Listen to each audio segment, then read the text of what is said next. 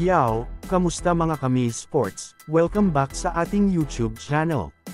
Ngayong araw na ito, ay pag-uusapan natin, LeBron nag-recruit na sa Team USA. Pag-uusapan na din natin, Payne mapupunta sa Lakers.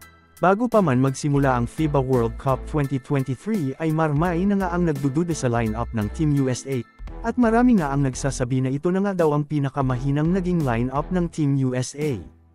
Kaya naman sa nangyaring FIBA World Cup nga ay hindi nagkamali ang mga tao na kung saan, hindi nga ito nakakuha ng medal kahit na bronze lamang, dahil tinalo nga sila ng Germany sa semifinals, at tinalo naman sila ng Canada sa battle for third. Kaya naman matapos nga ang disappointing season na ito, ay agad ngang kumilos si LeBron James, na kung saan sinabi nga nito na interesado muli itong manglaro para sa Team USA, at naghikayat na nga ito ng iba pang mga NBA superstars katulad na lang nila Stephen Curry, Kevin Durant, Anthony Davis, Jason Tatum, at Draymond Green.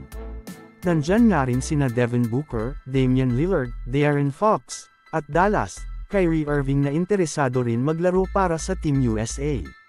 Kaya naasahan na nga natin na sa paparating na Olympics next year ay paniguradong papatunayan ulit ng Team USA na sila ang number 1 pagdating sa basketball.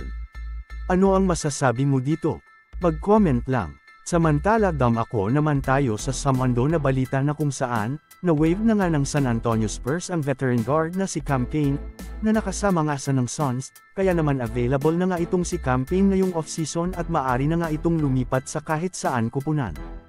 Kaya naman ayon nga sa mga NBA insiders ay dapat itong i-consider ng Los Angeles Lakers para sa last spot ng kanilang roster. Ayun nga sa report na marami nang guards ang Los Angeles Lakers dahil nandyan nga sina Gabe Vincent at D'Angelo Russell, kaya naman kapag napunta nga ito sa Lakers ay baka daw hindi rin ito mabigyan ng mahabang playing time. Subalit kailangan pa nga rin ng dagdag shooting ng Lakers dahil si Austin Reeves nga ang kanilang primary shooter at ang pamalit nga nila dito ay si Max Christie, kaya naman dito na nga papasok si Cam Payne na isa rin consistent shooter. At alam naman natin na gustong-gusto nga ng Los Angeles Lakers ang small ball lineup, kaya bagay na bagay itong si Cam Payne sa Los Angeles Lakers. Ano ang masasabi mo dito? Mag-comment lang. So, ayon lamang ang ating mabilisang balita sa araw na ito, sana ay nag-enjoy ka. Huwag mo na ding kalimutang mag-subscribe bilang pagsuporta sa ating YouTube channel. Maraming salamat po.